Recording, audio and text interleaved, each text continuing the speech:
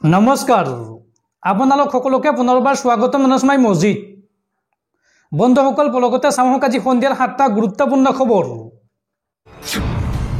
প্ৰথমটো খবৰ ৰাজ্যৰ সাধাৰণ জনতাক পুনৰ মাধমাৰ খুদাবলৈ সাজু হৈছে ৰাজ্য চৰকাৰ ৰাজ্যত পুনৰ বৃদ্ধি পাব বিদ্যুৎ মাচুল প্ৰতি ইউনিট বিদ্যুতৰ বিপৰীতে 1 টকা 29 পইচাকৈ বৃদ্ধিৰ প্ৰস্তাৱ বিদ্যুৎ নিয়ামক আয়োগ পৰৱৰ্তী খবৰ ৰাজ্যত পুনৰ এনকাউণ্টাৰ এইবাৰ আলফাৰ সন্দেহত প্ৰাঞ্জল দাস নামৰ এগৰাকী যুৱকক এনকাউণ্টাৰ আৰক্ষীৰ বাইহাটা চাৰিআলিৰ হালমৰাত আৰক্ষীৰ এনকাউণ্টাৰ প্ৰাঞ্জল দাসক এনকাউণ্টাৰ আৰক্ষীৰ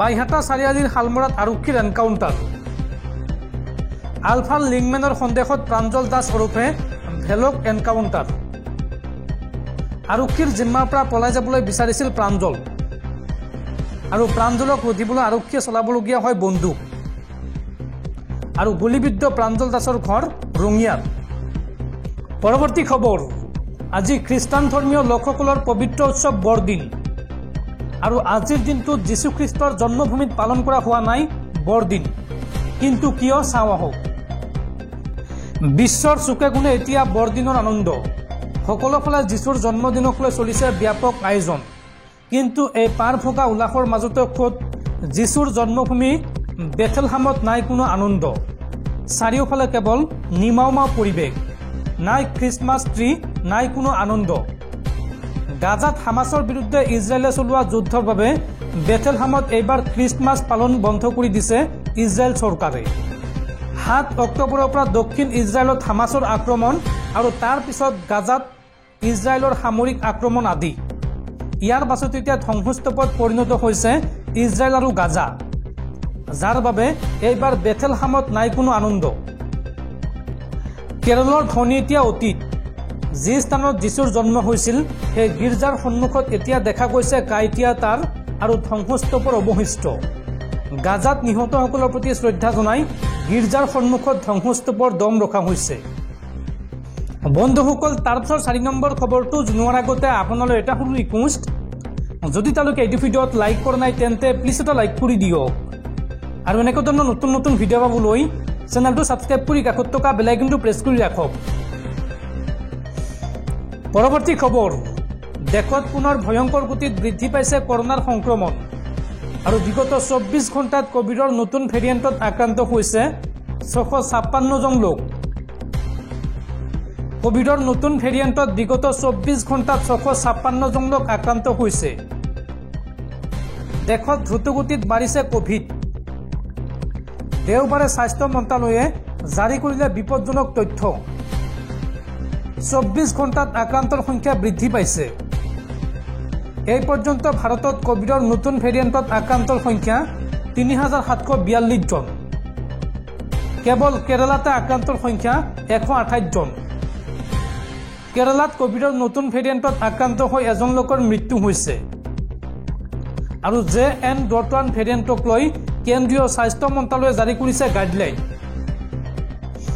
পৰৱৰ্তী খবৰ গেছ চিলিণ্ডাৰক লৈ ডাঙৰ খবৰ যদি আপুনি এইটো কাম কৰা নাই তেন্তে 5 দিনৰ পিছত আপুনি নাপাব চিলিণ্ডাৰৰ সাবসিডি আপোনাৰ হাতত মাত্ৰ আছে 5টা দিন অতি গুৰুত্ব সহকাৰে লওক এই খবৰ যদি আপুনি এটা কাম কৰা নাই তেন্তে 5 দিনৰ পিছত আপুনি নাপাব চিলিণ্ডাৰৰ সাবসিডি গেছ এজেন্সিসমূহক ইতিমধ্যে দিয়া হৈছে এই নিৰ্দেশ LPG ব্যৱহাৰকাৰীসকললৈ এই মুহূৰ্তৰ এক ডাঙৰ খবৰ KYC যদি কৰা নাই তেন্তে 31 ডিসেম্বৰৰ পিছৰ পৰা আপুনি নাপাব চিলিণ্ডাৰৰ সাহায্য গেছ এজেন্সিলৈ আধাৰ কাৰ্ডখনৰ এখন ফটো লৈ যাব আৰু বায়োমেট্ৰিক মাধ্যমেৰে আপোনাৰ কৰা হ'ব KYC নকৰিলে 31 ডিসেম্বৰৰ পৰা আপুনি লাভ নকৰিব চিলিণ্ডাৰৰ সাহায্য আৰু এই সন্দৰ্ভত অধিক তথ্য জানিবলৈ আপোনাৰ সমীপৰ গেছ এজেন্সিৰ সৈতে যোগাযোগ কৰক পৰৱৰ্তী খবৰ ৰাজ্যত পুনৰ সংঘটিত হৈছে ভয়ংকৰ ঘটনা একেলগে 3 গৰাকী সপ্তম শ্ৰেণীৰ ছাত্ৰীৰ বিষপান কৰি আত্মহত্যা এই ভয়ংকৰ ঘটনা সংঘটিত হৈছে অসমৰ বাক্সা জিলাত বাক্সাৰ কালাপানীত 3 ছাত্ৰীৰ একেলগে বিষপান কৰি আত্মহত্যাৰ ঘটনা সংঘটিত হৈছে আজি পুনৰ এগৰাকী ছাত্ৰীৰ মৃত্যু হৈছে। গুৱাহাটীৰ এখন ব্যক্তিগত চিকিৎসালয়ত মৃত্যু হৈছে ছাত্ৰীগৰাকীৰ। চিকিৎসাধীন অৱস্থাতে মৃত্যু হয় নাছিমা পাৰবিনৰ। তিনিগৰাকী ছাত্ৰীয়ে টিউচনলৈ আহি একেলগে সেৱন কৰিছিল বিষাক্ত কীটনাশক দ্ৰব্য।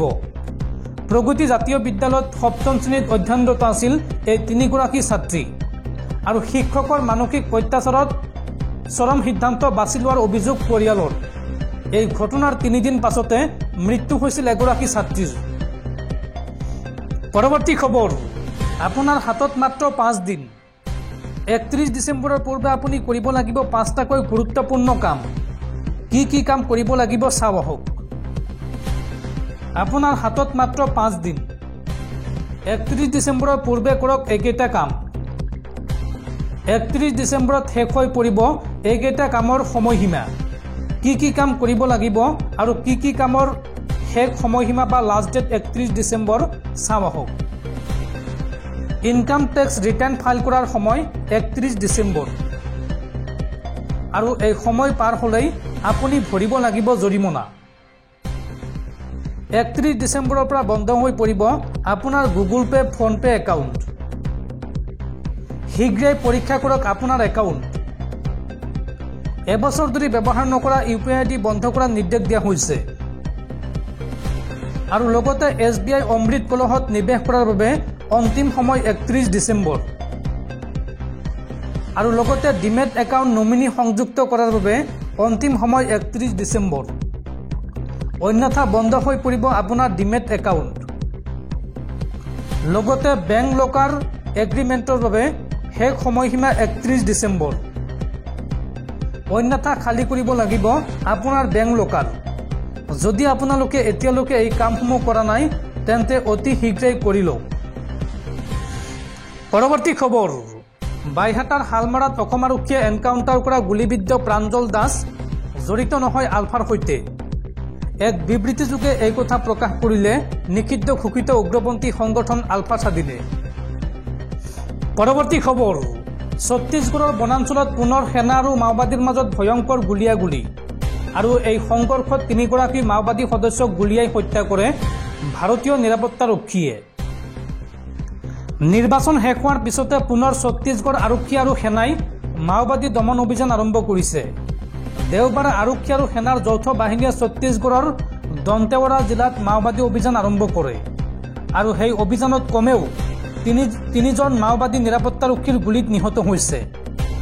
বস্তাৰ আৰক্ষীৰ IG সুন্দৰৰাজ পিয়ে জনোৱা মতে দেওবাৰে সন্ধিয়া প্ৰায় 5:30 নিৰাপত্তা বাহিনীয়ে দান্তেৱাড়া আৰু সুকমা সীমান্তৰ কাটেকলান থানাৰ অন্তৰ্গত ডব্বাকুন্না গাঁৱত মাওবাদী দমন অভিযান আৰম্ভ কৰে।